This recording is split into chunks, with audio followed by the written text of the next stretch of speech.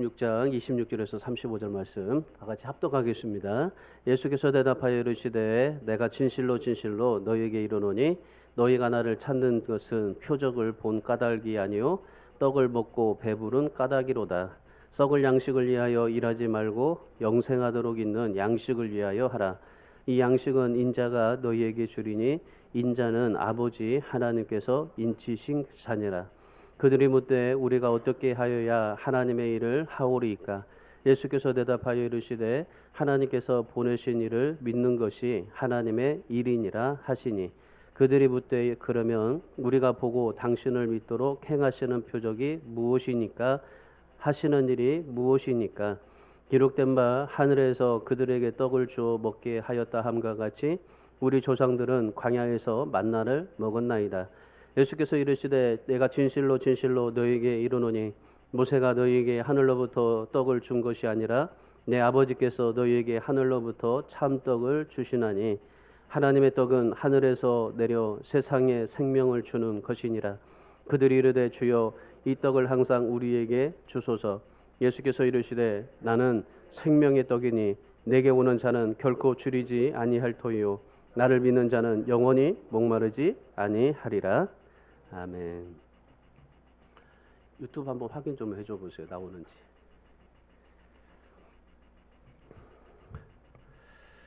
누구나 사람은 행복한 인생을 갈망하고 또 추구하고 찾고 성취하기를 원합니다. 어떤 사람은 뭐 돈이나 성공을 위해서 살기도 하고 어떤 사람은 명예와 지위를 위해서 살기도 하고 어떤 사람은 건강을 위해서 살기도 하고 사람마다 각자 모두가 다 추구하는 거 있고 그리고 성취하기를 원하시는 것들이 있습니다. 그러니까 각자마다 다 자기가 원하고 추구하는 것들을 위해서 열심히 살아가는 거죠. 요즘 우리나라를 보면은 이 코로나와 경제적으로 막 절망의 길을 걷고 있죠. 화물연대는 못 살겠다고 거리로 뛰쳐나와서 총파업을 하고 있고 아무튼 여러 가지로 정말 모든 사람들이 각자마다 여러 가지로 자기가 추구하고 싶었던 많은 것들을 행하면서 삶을 살아갑니다. 돌시인이라는 그런 이 박진식 시인이 있습니다. 그러니까 돌시인이에요. 돌시인. 왜 돌시인이냐 생각해 봤더니 그 몸이 돌이었기 때문에 그래요. 이분이 7살 때부터 이 북갑상선 기능 항진증에 의한 각피 석회화증이라는 아주 희귀병에 걸렸었어요. 그래가지고 이 칼슘 과다 분비로 몸이 돌처럼 굳어져 버린 겁니다. 9살 때는 거의 누워 잤어요. 13살에는 몸이 축적된 석회가 관절에 엉켜가지고 이 체내 욕창으로 계속 몸이 부어지고 잠에서 깨고 나면은 석회가 뚫고 나가가지고 이 피부가 곳곳마다 다 터져버려요. 이 생살이 빨간 이 젤리처럼 핏물로 막 범벅이 되고 아무튼 엄청난 그런 이 고통을 가지면서 삶을 살았습니다. 25살 때는 이 극심한 통증에 있다 보니까 이 폐와 심장까지 이 석회화가 이 진행돼가지고 몸이 막 30%가 마네킹처럼 되어져 버린 거예요.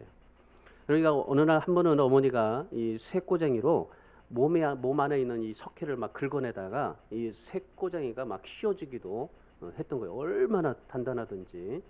그러니까 이 몸 안에 모든 석회화 때문에 이 뭐 몸에 있는 모든 것들을 다 그냥 그 튀어나오고 또 관절에 엉켜붙고 욕창이 계속 부어오르고 하여튼 몸에 축적된 석회 때문에 도저히 살아갈 수 없는 그런 삶이 된 거예요.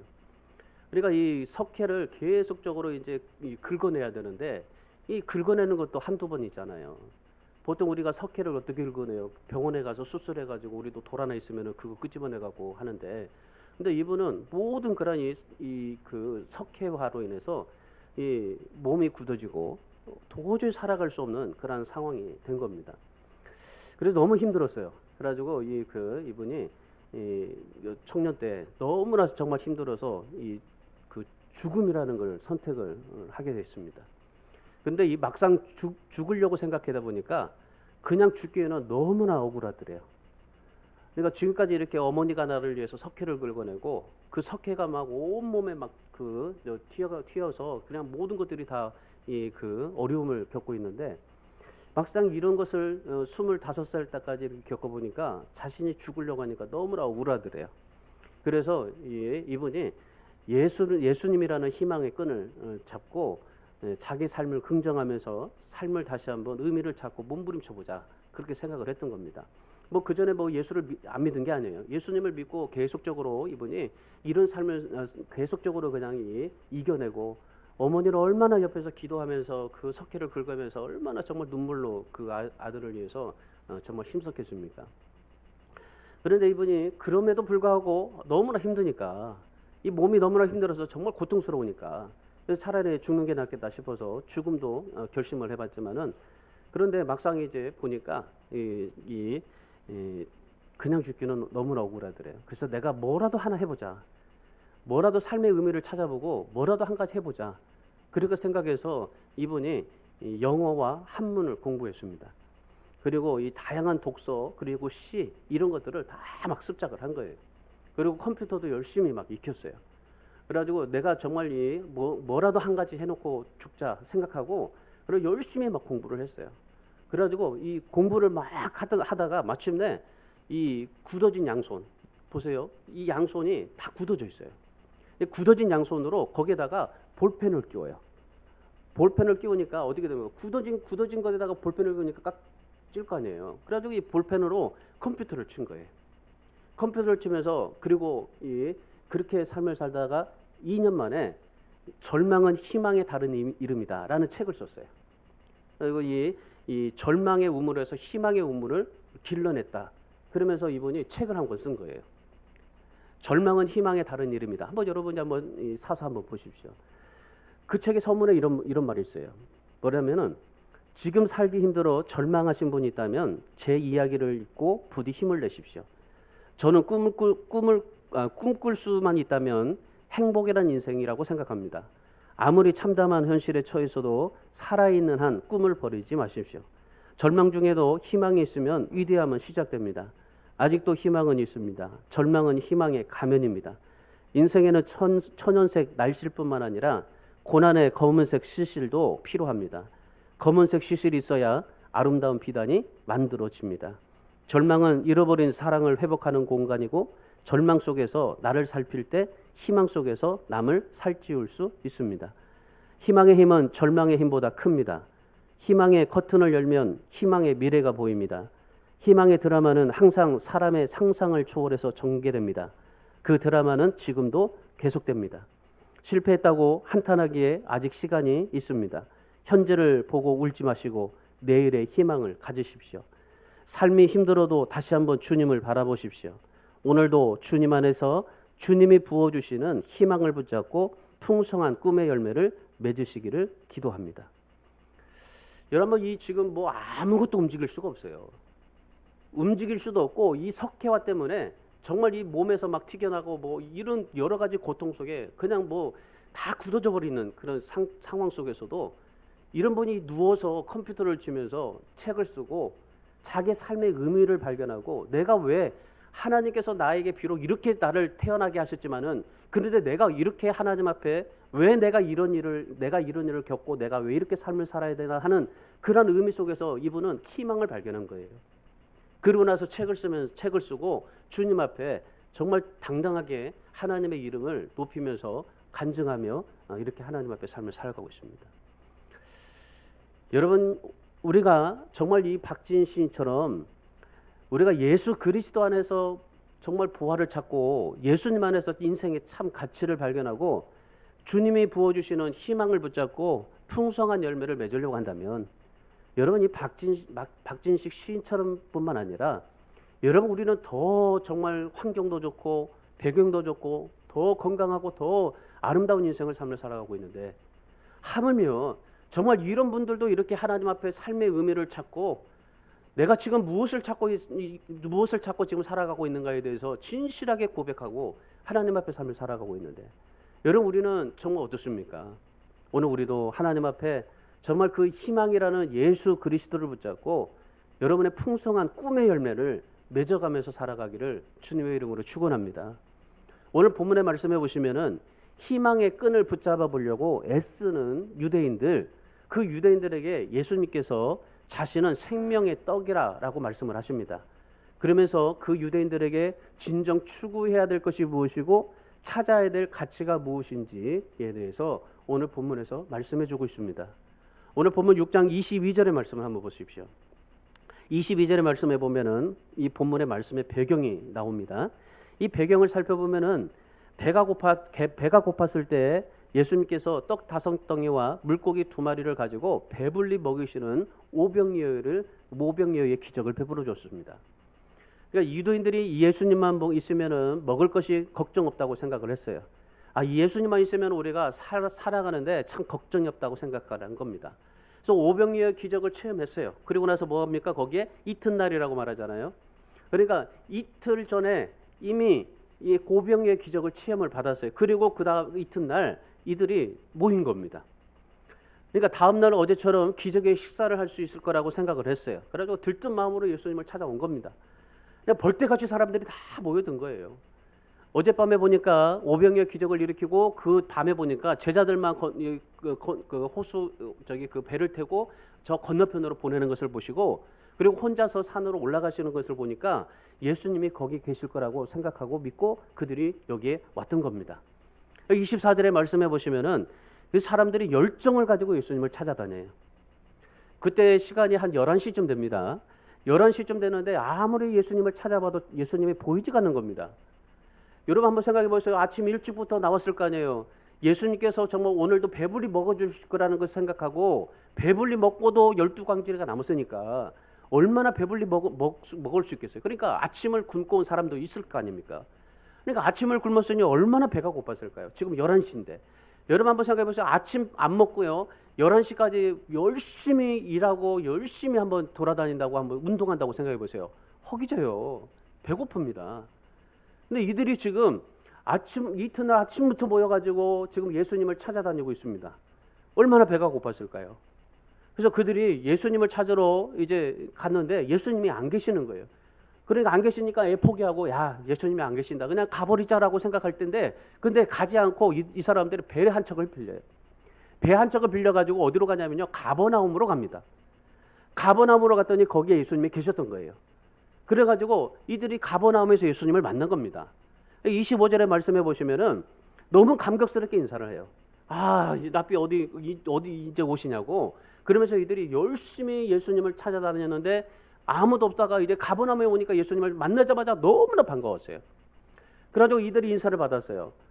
너무나 정말 기뻐가지고 이 사람들은 예수님을 만난 것에 너무나 행복했는데, 근데 그런 인사를 받은 예수님께서 표정이 어떠냐면요, 너무나 차가웠어요. 왜 그러냐면은 26절의 말씀을 보세요. 오늘 본문에 26절의 말씀에 뭐라고 그럽니까? 예수님께서 유대인들의 마음 속을 읽으시고 냉정하게 말씀을 하셔요. 너희가 나를 찾는 것은 표적을 본 까닭이 아니요 떡을 먹고 배부른 까닭이로다. 지금 유대인들의 모습은 어떠냐면요, 예수님 자체는 관심이 없어요. 예수님을 찾았지만은 예수님이 나의 삶에, 나의 인생에 모든 것이 전부다라고 생각한 것이 없습니다. 예수님이면 정말 충분하다고 생각하는 것이 없습니다. 그들의 관심은 뭡니까? 오직 보리떡과 생선이에요. 예수님의 말씀에는 관심이 없고, 오병이어 때 기적을 베풀어줬던 그 보리떡 그리고 그 생선, 이거에 관심을 갖고 지금 유대인들이 예수님을 열심히 찾아다녔던 겁니다. 우리나라 6.25 전쟁이 터지고 나서요, 한두 달이 지나서 이 피난민들이 거제도 바닷가로 몰려들었어요. 그래가지고 거기다가 엄청나게 그냥 이제 그 텐트 치고, 그래가지고 거기에 수많은 사람들이 모였습니다. 그리고 정말 각국 세계에서 구호물자를 그 거제도로 다 보내준 거예요. 그러면서 거제도로 이 구호물자를 보내면서 이 교회에게 배급을 하라고 그렇게 얘기를 한 겁니다. 그래가지고 그 배급을 누가 했냐면요, 교회에서 했어요. 각 교회, 이제 거제도 모였던 그 교회들마다 이제 그 모든 구호물자를 다 배급을 해줬어요. 그러니 수많은 사람들이 어디로 찾아왔겠어요? 교회로 찾아왔어요. 그러니까 주일 예배뿐만 아니라 수요 예배, 금요 예배, 새벽 예배 막 열심히 다닌 겁니다. 왜요? 우유통 하나라도 더 배급받을 수 있기 때문에. 그래서 열심히 이들이 교회 와서 예배 드리고, 그리고 교회 와서 열심히 살았던 겁니다. 그리고 나서 이제 전쟁이 막바지가 이루어졌어요. 전쟁이 막바지가 이르다 보니까 구호 물품이 이제 줄어들잖아요. 그러니까 줄어들고 교회에서 이제 나눠줄 것도 없어요. 그러다 보니까 이 사람들이 어떻게 생각했냐면은, 야, 교회에서 얻을 것이 없다. 그래가지고 교회를 떠나기 시작했던 겁니다. 여러분 이들의 관심이 뭐였었어요? 6.25 전쟁 때 그때 교회를 다녔지만 그들의 관심은 오직 구호물품이었었던 거예요. 오늘 이 유대인들이 그랬습니다. 유대인들이 예수님을 열심히 찾아다녔지만은 예수님이 필요해서 찾아간 게 아니라 그 보리떡과 생선이 그들에게 있기를 원해서 그것이 더 중요했기 때문에 예수님을 찾아다녔던 겁니다. 여러분 비단 이것은 오늘날도 마찬가지입니다. 많은 사람들이 교회를 다니죠. 교회를 다닌다고 하면서도요, 유대인들처럼 예수님에 대해서 관심이 없는 사람들 많습니다. 저도 이렇게 이제 새 가족도 상담해보고 또 여러 가지 이제 이제 교인들을 상담해보면은 그래요. 정말 예수님에 대해서는 관심이 없는 사람들 많아요. 그냥 예수님은 내 삶에 도움을 주시고 필요할 뿐이라 생각하는 사람들이 많습니다. 뭐가 관심 있어요? 그저 사업이 잘 되면 되고, 그리고 내 자식 잘 되면 된다고. 그리고 좀 건강해서 좀 건강해서 오래 살다가, 그리고 자녀들 다 시집장가 가고 손녀 보면, 손자 보면 그때 죽으면 좋겠다고. 세상의 사람들도 이 보리떡과 생선에 관심을 갖는 사람들이 너무 많아요. 자기의 이기적인 욕심을 채우고 병고침을 받고 세상의 출세와 나의 필요를 채우고 내가 원하는 것을 얻기 위해서 교회 다니는 사람이 참 많습니다. 한마디로 주님을 수단으로 삼아요. 보리떡 생선을 얻고자 하는 믿음으로 삶을 살아가는 사람들이 너무 많습니다. 예수 그리스도가 나의 모든 삶의 전부이고 예수님이 나의 모든 그런 소망이고 예수님을 만나고 예수님과 함께 더불어서 그렇게 삶을 살아가려고 하는 사람들이, 여러분 이 세상에 한국 교회를 보세요. 지금 코로나를 터져서 한국 교회가 어떻습니까? 거의 3분의 1이 이런 사람들이 다 떠나버렸어요. 이것을 에스겔서 33장 31절에서 잘 표현했는데 뭐라고 하냐면요, 입으로는 하나님을 사랑한다고 말하면서 마음은 자기 욕심을 쫓고 있는 사람들이다. 그러면서 하나님께서 뭐라고 말씀하시냐면 이런 사람들을, 이런 신앙을 하나님이 기뻐하지 않는다. 여러분 우리가 주님을 믿는 이유가 무엇입니까? 우리가 예수를 믿고 지금 교회를 다니는 이유가 뭡니까? 여러분 주님 자체가 목적이지 않겠어요? 내가 교회를 다니는 것은 주님이 목적 자체가 아니겠어요? 그렇다면 우리가 예수 믿는 목적이 분명해져야 되는 겁니다. 내가 왜 예수를 믿고 왜 교회를 다니고 있는지에 대한 분명한 목적 의식을 가지고 하나님 앞에 삶을 살아야 됩니다. 지금 유대인들 보세요. 지금 무엇을 열심히 찾고 살아요? 생선 보리떡이에요. 그러니까 그 떡과 생선 그것을 열심히 찾고 살아요. 근데 예수님이 원하시는 건 무엇입니까? 예수님이 원하시는 것은 예수를 믿었다면은 그 믿은 것 자체에 그런 목적을 두고 삶을 살아라 하시는 겁니다. 여러분 그렇다면 오늘 이 말씀을 통해서 우리가 정말 생명의 떡이신 예수 그리스도 이 주님을 만나서 정말 그분 안에 있는 축복을 누리려면은 우리가 어떻게 하면은 정말 예수님이 나의 삶의 목적이고 그리고 예수님이 나의 삶의 자체이고 그 예수 그리스도를 통해서 우리에게 주시고자 원하시는 하나님의 진정한 복이 무엇이고 그리고 예수 그리스도를 통해서 우리에게 정말 주시는 놀라운 하나님의 풍성한 열매가 무엇인가 라는 것을 오늘 본문에서 우리가 좀 살펴보기를 원하는데, 주님께서 우리에게 세 가지를 말씀을 하셔요. 첫 번째가 뭐냐면요, 영적 분별력을 가지라. 영적 분별력을 가지라는 겁니다. 오늘 본문 26절 말씀을 다시 한번 보십시오. 26절의 말씀해 보시면 예수께서 대답하여 이르시되 내가 진실로 진실로 너희에게 이르노니 너희가 나를 찾는 것은 표적을 본 까닭이 아니요 떡을 먹고 배부른 까닭이로다. 예수님께서 오병의 기적을 행하셨습니다. 그 오병의 기적을 행하신 거는요, 한마디로 주님께서 천국 잔치를 베풀어 주신 거예요.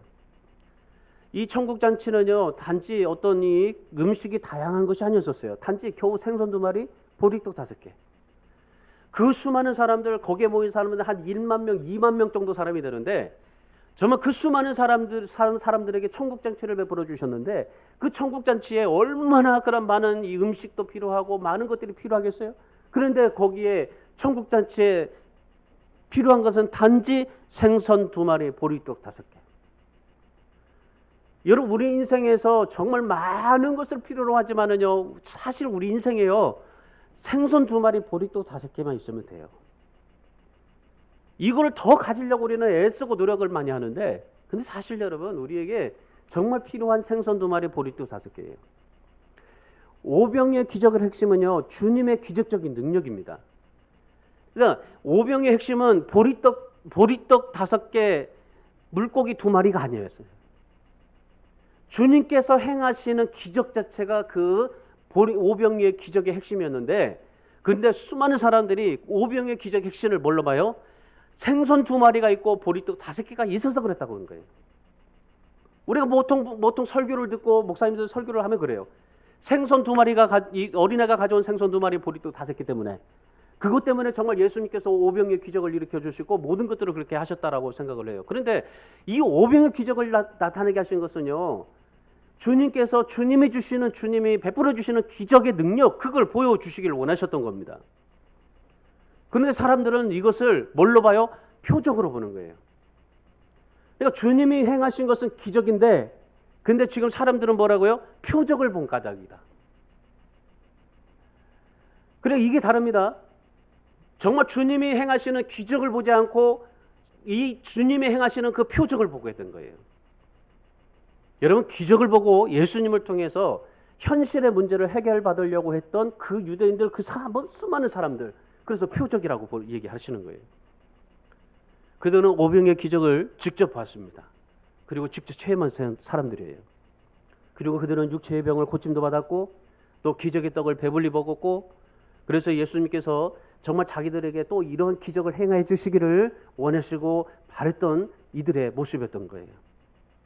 근데 예수님은 오늘 본문의 말씀해 보시면은 왜 표적을 보지 못했다고 말씀할까요? 지금 예수님 26절에서 말씀하시는 거였잖아요.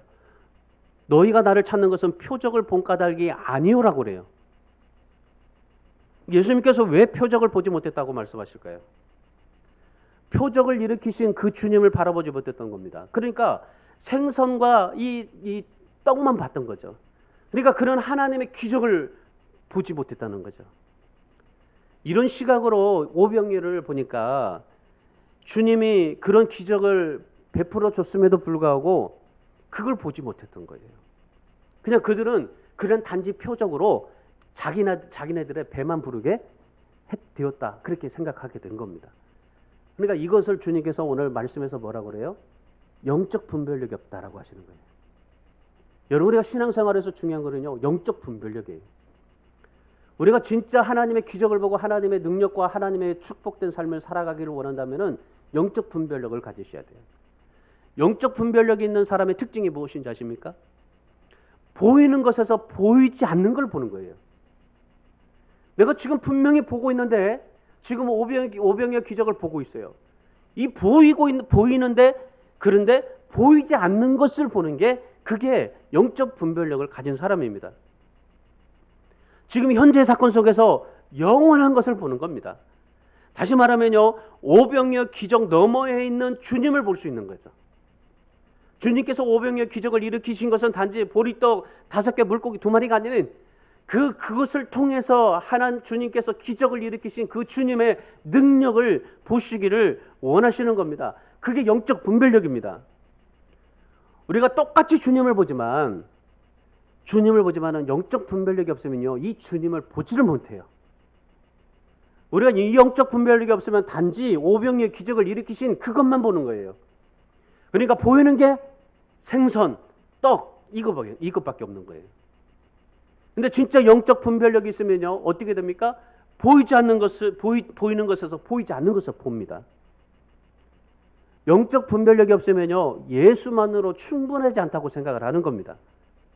여러분, 우리가 상상해 보세요. 우리가 생각해 보세요. 우리가 살아가는 데 있어서, 우리가 지금 살고 있는 데 있어서 여러분, 예수만으로 충분합니까? 여러분의 인생에서 예수만으로 충분합니까? 이거 대답이 없잖아요. 진짜 여러분의 인생 속에서 다른 거 필요 없고 예수 그리스도만으로 여러분의 인생이 충분합니까? 우리는 예수만으로 충분하지 않다고 생각하는 겁니다. 왜요? 예수 외에 다른 것이 우리에게 있어야 되기 때문에 그래요. 그러니까 지금 수많은 사람들이 오병의 기적을 체험하고 그거를 보고 지금 주님 앞에 나왔는데, 그 주님이 말씀하시는 건 뭡니까? 너희가 진짜 기적을 보기를 원한다면 영적 분별력을 가지고 살아라. 너희가 진짜 기적을 보기를 원한다면 예수 외에는 다른 것이 보이지 않게 해라. 예수 외에 내가 다른 것이 필요하기 때문에, 예수님 외에 내가 다른 것이 있어야 하기 때문에 그래서 우리는 살고 있는데, 그런데 주님이 우리에게 말씀하시는 건 뭡니까? 예수 외에는 다른 것이 보이지 않아야 된다. 예수만으로 충분해야 된다. 나는 그 말씀입니다. 왜 그러십니까? 예수만으로도 충분하다는 사실 속에서 예수님께서 아무리 빈들이라 할지라도 거기에서 오병이의 기적을 나타내 주시기 때문에 그렇습니다. 여러분, 그래서 오늘 우리에게 중요한 것은 뭐냐면요, 기적을 체험받는 게 아니에요. 우리가 신앙생활 할 때 정말 기적도 체험받아야 되겠지만, 그러나 더 중요한 것은 기적을 체험받는 게 아니라 주님을 볼 수 있고 주님을 사랑할 수 있는 분별력이에요. 이런 영적 분별력을 가지셔야 돼요. 왜 그렇습니까? 우리가 주님을 사랑하기만 하면은요, 기적은 나타나게 되어 있어요. 우리가 주님을 믿기만 하면은 기적은 나타나게 되어 있어요. 오병이의 기적이요, 없는 것에서도 정말 그 주님께서 정말 그 2만 명을 먹이고 정말 12광주를 남게 하셨던 주님이 바로 우리에게도 그런 주님을 사랑하고 주님을 믿고 의지하면, 그런 영적 분별력을 가지고 주님을 바라보면 주님께서 기적을 나타나시기 때문에 그렇습니다. 지금 예수님 앞에 찾아온 유대인들이 가장 필요한 게 무엇입니까? 그들에게 가장 지금 필요한 것은 생명을 유지하는 떡이 아닙니다. 주님을 믿고 사랑하는 겁니다. 그 기적을 일으켰던 주님을 믿고 사랑하는 거예요. 여러분, 우리가 신앙생활 할 때 중요한 것은 내가 정말 어떻게 하나님 앞에 그런 기적을 보겠다라는 게 아니라, 정말 그런 기적을 일으키신 그 주님을 믿고 그 주님을 사랑하고 그 주님을 따라가고 그 주님과 함께하고 그 주님을 믿고 의지하며 살아가는 것이 우리에게 중요한 것입니다. 그래서 우리 사랑하는 성도 여러분, 저와 여러분도 이 생선만을 바라보지 마십시오. 우리의 영적인 눈이 열려서 영적 분별력이 생겨서 정말 더 높은 은혜, 더 높은 축복, 더 높은 주님을 바라볼 수 있는 저와 여러분이 되실 수 있기를 바랍니다. 그래서 오직 정말 우리가 이 주님만을 의지하십시오. 우리 마음속에요, 내가 가지고 있는 어떤 그러니 성공, 야망, 그리고 내가 정말 가지고 있는 돈, 어떤 것들, 내가 정말 예수 외에 다른 것을 채우고 싶어 하려고 하는 그 모든 것들, 그런 것들도 필요하겠지만은 그보다도 더 많이 우리 마음속에 주님으로 가득 채우시기를 바랍니다. 정말 주님 앞에 그 주님 예수만으로 충분합니다 라고 생각하면서 그 주님 앞에 목숨 걸고 하나님 앞에 삶을 살아갈 수 있기를 바랍니다. 그러면 오늘 보면 35절의 말씀 보세요. 영원히 배고프지 않고 영원히 목마르지 않게 하시겠다 약속을 하지 않습니까? 여러분, 그래서 오늘 우리도 이제 세상의 배고픈 것들 다 벗어버리시고 정말 하나님의 영적인 분별력을 가지고 주님의 목말라 하십시오. 정말 영적으로 배부르게 하시고 영적 분별력을 가지고 하나님 앞에 승리하며 정말 하나님이 베풀어 주시는 오병이의 기적이 여러분에게도 정말 삶 속에서, 현장 속에서, 여러분의 인생 속에서 나타나고 하나님 앞에 그런 기적을 체험받고 그 기적을 체험하신 주님을 온전히 믿고 목숨 걸고 주님을 따라가시기를 주님의 이름으로 축원합니다. 두 번째는 삶의 가치가 바뀌어야 한다고 말씀하십니다. 오늘 본문 27절 말씀 보세요. 오늘 본문 27절 함께 있습니다. 썩을 양식을 위하여 일하지 말고 영생하도록 있는 양식을 위하여 하라. 이 양식은 인자가 너희에게 주리니 인자는 아버지 하나님께서 인치신 자니라. 여기서 썩을 양식을 위하여 일하지 말라라는 말씀이 있습니다. 이 썩을 양식을 위해서 일하지 마라. 먹어도 이 배가 고픈 빵 조각 때문에 예수님을 찾아다니지 말고 영원히 살 수 있는 생명을 얻기 위해서 예수님을 찾아다니라 하는 그런 직역하면 그 말입니다. 그러면서 썩을 양식을 위해서 일하지 말고 영원히 살 수 있는 생명을 위해서 주님을 찾아다니라라고 말씀하시면서 이어서 예수님께서 31절에서 33절의 말씀에서 광야의 만나와 예수님의 생명의 떡을 비교하십니다. 이스라엘 백성들에게 광야에서 만나를 주셨고, 그리고 지금 예수님이 주시는 생명의 떡, 그거를 비교합니다. 그리고 나서 예수님께서 두 가지 양식을 말씀하세요. 첫 번째가 뭐냐면요, 썩을 양식. 그리고 이 썩을 양식은 뭡니까? 보리떡과 생선입니다. 흔히 사람들이 그런 말을 많이 하죠. 돈이면 다 된다고 생각을 합니다. 그러면서 뭐든지 돈이면 다 해결된다고 생각을 하는데 돈에 최고 가치를 두고 삶을 살아가는 게 오늘 이 세상의 현실입니다. 그런데 주님께서는 뭐라고 말씀하십니까? 이런 것이 썩을 양식이다. 우리가 인류 대학에 들어가고 좋은 직장에 취직하고 또 승진하고 권력을 누리고 돈을 많이 소유하고 살아가지만은 먹으면 당장에 배부르겠지만은 그리고 내가 정말 이것들을 얻어서 내 안에 즐거움과 만족을 할 수 있겠지만은 먹고 나면 사라지는 썩을 양식이다. 그러니까 이 세상에서 주님께서 말씀하시는 것은요, 정말 이 세상에서 우리가 누리고 살아가는 모든 것들은 먹고 배부르지만은 그런데 먹고 나면은 썩을 양식이 된다. 그러면서 주님께서 이 썩을 양식을 위해서 일하지 말라 말씀을 하십니다. 그 다음에 두 번째 양식이 뭐냐면요, 영생하도록 있는 생명의 양식. 이 양식을 뭐라고 그래요? 주님께서 인자가 너희에게 준다고 그래요. 영생하도록 있는 생명의 양식은 다른 사람이 주지를 못해요.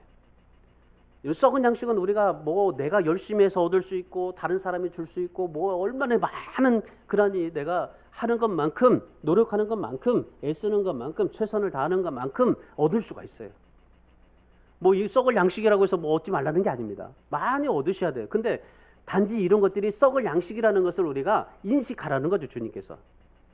그래서 영생하도록 있는 생명의 양식, 이거를 추구하라고 하시는데 이 양식은 인자가 준다는 거예요. 그러니까 이 양식을 주님밖에 주지 못한다는 거예요. 다른 사람이 주지 못하는 겁니다. 영생하도록 있는 이 생명의 양식은 주님밖에 못 줘요. 세상이 줄 수 없어요. 돈으로 줄 수 없어요. 누구도 줄 수가 없어요. 오직 예수님만이 줄 수 있어요. 저도 여러분에게 영생하도록 생명이 있는 양식을 여러분에게 말씀해 주고 있지만 그러나 여러분에게 영생하도록 생명이 있는 양식을 줄 수가 없어요. 왜요? 예수님만이 주실 수밖에 없는 거예요. 이 양식은 주님밖에 줄 수 없어요. 여러분 오늘날 많은 사람들이 어떤 양식을 먹고 살까요? 이 대부분 뭐 썩을 양식이 나쁜 건 아니지만은 그런데 주님이 표현하기를 이 유대인들을 통해서 지금 얘기하고 계시는 거니까 오병의 기적을 보고 나서 지금 주님 앞에 와서 지금 얘기하고 있는 거니까 이 썩을 양식을 위해서 대부분이 삶을 살고 있다는 겁니다. 근데 예수님께서 주시는 영생하도록 있는 생명의 양식을 정말 내가 추구하고 바라고 희망하고 주님 앞에 이거 달라고 기도하고 애쓰고 몸부림치고 죽기까지로 그렇게 붙들고 삶을 살아가는 사람이 없다. 그 수많은 사람들 가운데 그 정말 1만 명, 2만 명의 사람들이 다 그렇게 오병의 기적을 나타냈는데 근데 주님 앞에 찾아온 건 뭡니까? 영생하도록 있는 생명의 양식을 찾으러 온 사람이 없다는 겁니다. 그 수많은 사람들 가운데 정말 그 많은 사람들이 그렇게 기적을 체험했는데도 불구하고 주님 앞에 영생이 있는 생명의 양식을 찾으러 온 사람이 없고 다 썩을 양식을 찾으러 온 겁니다. 여러분이 잘 아시는 세계적인 문학가 노벨상을 받았던 해밍웨이 한번 여러분이 생각해 보세요. 여러분 이 해밍웨이는 60세도 안 된 나이에 이 권총으로 자살을 해요. 수많은 사람들이 해밍웨이를 위대한 문호로 추앙하고 따랐습니다. 예, 그런데 정말 이 위대한 문호로 추앙하고 따랐지만은 해밍웨이는 야, 내가 이제 더 이상 더 좋은 작품을 쓸 수 없다. 그러니까 이 자기가 정말 여러 가지 많은 그런 이 노인과 바다 뭐 얼마나 많은 정말 작품을 위대한 작품을 썼어요. 그 작품을 썼는데 마지막에는 내가 더 이상 쓸 수 있는 게 없다. 그러니까 내가 더 이상 이 세상을 살아야 될 이유가 없다. 그래서 삶의 가치가 없어서요. 그가 권총으로 자살을 해버려요. 여러분 마이클 잭슨이라는 그런 가수 있잖아요. 젊은이에게는요 우상과 같은 존재입니다. 지금도 뭐 보면은 뭐 어디 헬스장이나 아니면 뭐 어디 공연장 가면요 이 마이클 잭슨의 노래가 엄청나게 그냥 울려 퍼지는데 이 마이클 잭슨이요 그 세상에서 정말 인기와 영화, 부귀 모든 걸 다 누렸어요. 아마 이분이 제가 알기로는 2009년도에 죽었는데 이분이 정말 그 세상에 있는 모든 영화, 인기, 부 다 누렸어요. 여러분 마스크 쓰고 다니잖아요. 마스크를 쓰고 다니는데 왜 그가 마스크 쓰고 다닌 줄 아십니까? 오래 살기 위해서. 뭐냐면요 세균에 감염될까 봐서. 세균에 감염돼 가지고 자기가 좀 더 그 세균 때문에 그 몸이 병들지 않을까 싶어서 그래 가지고 뭘 다른 거 만질 수가 없는 거예요. 그러니까 장갑 끼고 만지고 마스크 어디를 가든지 마스크 쓰고 젊어지게 해서요. 그 집에 이 농축산소 100%가 있어요. 그런 이 농축산소 100%가 있는 그 튜브 속에 하루에도 몇 번이나 들어갔다 나오면서 젊어지는 거예요. 젊어지려고. 그런데 여러분, 그가 그렇게 젊어지고 정말 성공해 보려고 아무리 몸부림치고 애를 써도 결국에 그가요, 불면증에 시달리다가 프로포폴을 맞고 죽었어요. 그렇게 정말 부영화, 그렇게 정말 돈 모든 것을 누렸던 사람도 불면증으로 시달리다가 죽었어요. 마이클 잭슨요, 그 수많은 돈 모아도요, 인기, 명예 다 가지고 못 갔습니다. 그래서 주님이 썩을 양식이라고 말씀하시는 거예요. 아무리 큰 집을 가졌어도 그 집이 잭슨 거가 되지 못했어요. 그가 타고 다니는 차는요, 정말 세상에서 제일 최고의 좋았어요. 그런데 그 좋은 차도 의미가 없었어요. 삶의 의미가. 죽을 때 다 놓고 갔던 겁니다. 벤자민 프랭클린이라는 사람이 이런 말을 했어요. 일은 100년을 살 것 같이 하라. 일하는 농부는 앉아있는 신사보다 존귀하다. 그만큼 우리의 삶의 가치가 중요하다라는 것입니다. 여러분의 인생의 삶의 가치를 한번 생각해 보셨습니까? 여러분의 삶의 가치. 아까 박진식 시인 봤죠? 삶의 가치를 느끼고자 그가 모든 것을 정말 죽기 아깝다고 그렇게 모든 것이 굳어진 채 그 손가락에 연필을 끼워가지고 타이프를 치면서 그 책을 썼던 삶의 의미를 깨달았기 때문에 그 어떤 절망 속에서 희망을 본 거예요. 여러분, 그렇다면 우리가 정말 예수 그리스도로 내가 이 은혜를 받아서 구원받았고 영생을 받은 우리가 정말 삶의 가치를 되찾고 하나님 앞에 삶을 살아가려면 어떻게 될까요? 삶의 가치를 바꾸셔야 되는 거예요. 여러분이 추구하고 여러분이 찾고 여러분이 정말 가고 있는 그 삶의 가치를 바꾸셔야 돼요. 썩을 양식을 위해서 살았다면 이제는 영생하도록 있는 양식을 위해서 살아야 됩니다. 나의 욕심을 채우면서 삶을 살았다면 이제는 주의 복음을 위해서 헌신해야 됩니다. 세상의 즐거움과 행복만을 위해서 정말 예수님을 찾는 것이 아니라 영원한 양식, 영원한 생명의 양식, 그 생명을 얻기를 사모하라고 주님께서 말씀하십니다. 로마서 4장 5절에서 이런 말씀을 하세요. 영생을 주시는 주님을 믿고 일하는 그 믿음을 하나님은 의로 여기신다. 주님을 믿고 일하는 그 믿음, 주님을 믿고 살아가는 그 믿음, 하나님의 의로 여기신다. 야고보서 2장 22절에서는요. 믿음이 그의 행함과 함께 일하고 행함으로 믿음이 온전케 된다라고 말씀하십니다. 우리 사랑하는 성도 여러분, 주님을 알고 주님과 동행하고 주님과 더불어서 살아가는 생명, 여러분, 이것이 바로 주님께서 말씀하시는 생명을 얻기 위한 영원한 양식. 여러분, 이것보다 더 소중한 것이 없다라고 주님께서 말씀하십니다. 여러분, 우리가 아무리 가졌어도 남길 것은 단 하나밖에 없어요. 바로 영생하도록 있는 양식, 바로 영생의 열매입니다. 여러분, 진짜 영생의 열매를 맺고 사셔야 돼요. 우리가 지금 예배드리고 전도하고 기도하고 봉사하고 헌신하는 것, 여러분, 이게 영생의 열매입니다. 지금도 수많은 그리스도인들이 자신의 모든 특권과 물질을 포기하고 지금 정말 세계 각곳에서 그 모든 것을 다 내려놓고 선교하고 있습니다. 목숨을 걸고 전도하고 있습니다. 왜 그럴까요? 이것 때문이에요. 영생하도록 있는 양식. 이것 때문에.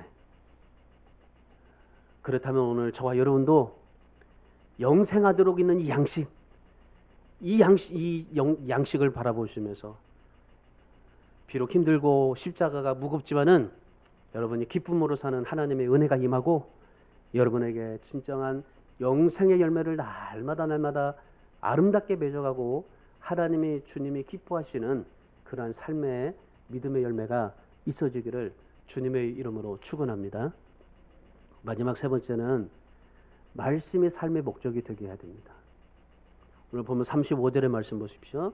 35절 자 함께 있습니다. 35절 예수께서 이르시되 나는 생명의 떡이니 내게 오는 자는 결코 줄이지 아니할 터이요 나를 믿는 자는 영원히 목마르지 아니하리라. 여기서 예수님께서는 뭐라고 말씀하십니까? 자신을 나는 생명의 떡이다. 생명의 떡이다 말씀하시면서 예수님을 믿는 목적을 분명히 하라고 말씀을 하십니다. 하나님께서 예수님을 이 세상에 보내신 이유가 뭐겠습니까? 하나님이 이 세상에 보내신 것은 바로 이 생명의 떡 때문입니다. 이 구약에서 이 떡이라는 표현을 이제 말씀으로 이렇게 표현을 했습니다.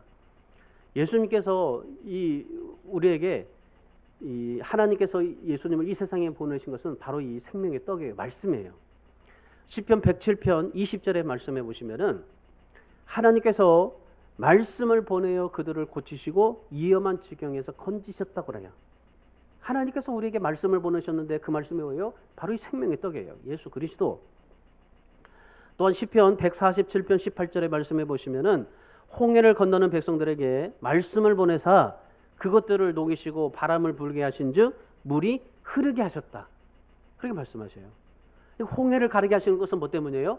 모세가 그 지팡이를 들어서 그 홍해가 갈라진 겁니까? 하나님께서 말씀을 그들에게 보내셔서 그들을 녹이시고 바람을 불게 하시고 그리고 물을 흐르게 하시고 그래서 홍해를 가르게 하셨다는 거예요. 뭐예요? 말씀을 보내셔서. 하나님은요 우리에게 말씀을 보내십니다. 오늘 주님께서 예수님을 이 세상에 보내신 거 뭐예요? 생명의 떡 말씀이에요.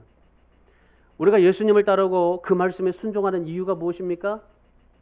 우리를 구원하시기 위해서 십자가에 죽으신 예수 그리스도를 붙듦으로 내 죄가 용서함 받고 하나님의 자녀가 되어서 영생의 복을 누리기 때문입니다. 그래서 우리가 예수님이 이 생명의 떡, 이 떡 예수 그리스도를 따르고 말씀에 순종하는 이유가 바로 이겁니다. 그래서 여러분 우리가 정말 이 영생의 복, 하나님이 주시는 영생의 복, 아까는 영생의 열매라고 그랬죠? 영생의 복을 누리기 위해서는 우리가 어떻게 해야 되나? 이 복을 소유하기 위해서는요, 세상에 가진 것을 빼앗기는 일이 있어도 말씀이신 예수님을 포기하면 안 돼요. 여러분 정말 이 말씀을 붙잡으셔야 돼요. 우리가 세상에서 다른 거 다 포기한다고 할지라도 하나님의 이 생명의 떡이신 예수 그리스도 이 말씀을 우리가 붙잡고 사셔야 돼요. 이 말씀을 나 자신에게 꽉 붙들어 매고 하나님 앞에 삶을 사셔야 됩니다. 그래서 우리가 하나님 앞에 말씀을 읽으라고 하시는 이유가 바로 그겁니다. 왜? 이 생명의 떡이기 때문에, 이 말씀이 우리의 양식이기 때문에.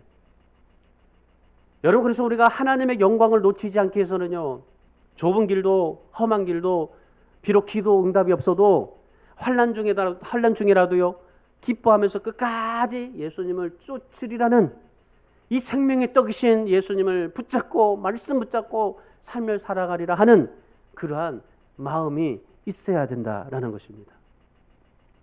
이렇게 사는 것을 본문 29절에서 주님이 뭐라고 말씀하시냐면은 하나님의 일이다라고 말씀하십니다. 여러분 하나님의 일 하고 싶죠? 많이 하고 싶죠?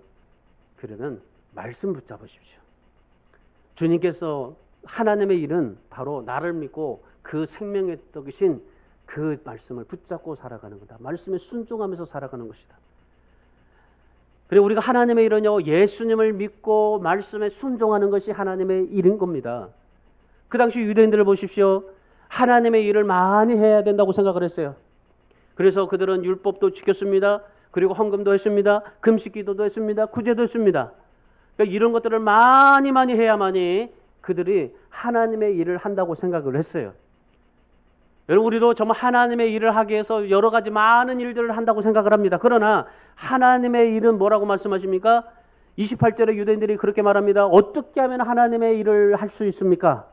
그렇게 물어봤어요. 그랬더니 예수님께서 뭐라고 말씀하셨어요? 생명의 떡이신 예수 그리스도를 믿고 말씀을 붙잡고 살아가는 것, 그것이 하나님의 일이다. 우리가 하나님 앞에 삶을 살아갈 때 하나님의 일하기를 원하죠. 그런데 우리가 진짜 놓치고 있는 게 이겁니다. 하나님의 일은 바로 생명의 떡이신 주님을 붙잡고 주님의 말씀에 순종하는 겁니다. 그게 하나님의 일입니다.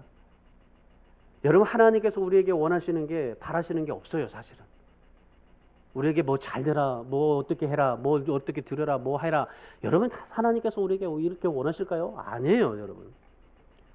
여러분, 성경을 통해서 뭐 좀 말씀하는 게 있지만은 이렇게 저렇게 하라고 말씀하지만, 근데 하나님께서 우리에게 원하시는 게 없어요. 만약에 하나님 우리에게 원하시고 정말 우리를 통해서 뭔가 받기를 원하셨다면요, 이미 다 이 세상 다 끝났습니다. 왜? 우리가 주님 앞에, 하나님 앞에 드릴 게 없으니까. 드릴 게 없으니까 하나님은 다 그냥 다 싹 쓸어버리고 다시 정말 나에게 드릴 수 있는 것들을, 원하는 것을 바라시는 거죠. 여러분, 하나님이 우리에게 원하시는 것이 없습니다. 큰 집, 돈, 성공, 명예, 자식 다 우리는 좋아요. 너무나 좋은 거예요. 그러나 하나님이 우리에게 원하시는 것은 예수 잘 믿고 그걸로 만족하고 예수만으로도 행복하고 감사하면서 말씀에 기쁨과 즐거움을 갖고 살아가는 것, 그것이 하나님의 일이고 하나님이 원하시는 것이다. 여러분, 하나님 우리에게 원하시는 게 이거밖에 없어요. 너희 세상에서 예수 잘 믿고 그리고 예수만으로도 충분하다고 생각하면서 말씀에 믿고 순종하면서 살아라. 이것밖에 없어요. 하나님이 우리에게 원하시는 게. 하나님이 일하시기를 원하죠. 이거에 여러분이 정말 집중하시면 됩니다. 우리 인생의 최고의 목적은요, 잘 먹고 잘 사는 것도 있겠지만은, 그런데요, 진짜 예수 그리스도를 만나고 예수 그리스도 안에서 최고의 가치를 누리고 정말 그것이 최고의 목적이 되고, 말씀이 나의 삶의 우선이 되고 말씀이 나의 목적이 되고 생명의 떡이 나의 목적이 되는 그러한 삶을 살아가는 것이 오늘 주님께서 우리 인생의 최고의 목적이다 말씀하시고 계십니다. 우리 사랑하는 성도 여러분, 여러분 지금 무엇을 찾고 열심히 살고 계십니까? 보리떡 5개, 생선 2마리 얻기 위해서 열심히 살고 계시는 분도 있을 겁니다. 생명의 떡이신 주님과 말씀을 얻기 위해서 열심히 살고 계시는 분도 있을 겁니다. 오늘 이 말씀을 통해서 저와 여러분이 생명의 떡이신 주님을 바라보고 말씀 안에서 참된 가치를 발견하고 날마다 여러분의 믿음을 지키고 정말 하나님의 일을, 바로 예수 그리스도를 믿고 말씀에 순종하는 그러한 삶을 살아서 여러분이 하나님 앞에 그 믿음으로 하나님의 오병의 기적을, 역사의 기적을 보고, 그리고 정말 하나님이 기뻐하시는 하나님의 아들, 딸 다 되시기를 주님의 이름으로 축원합니다.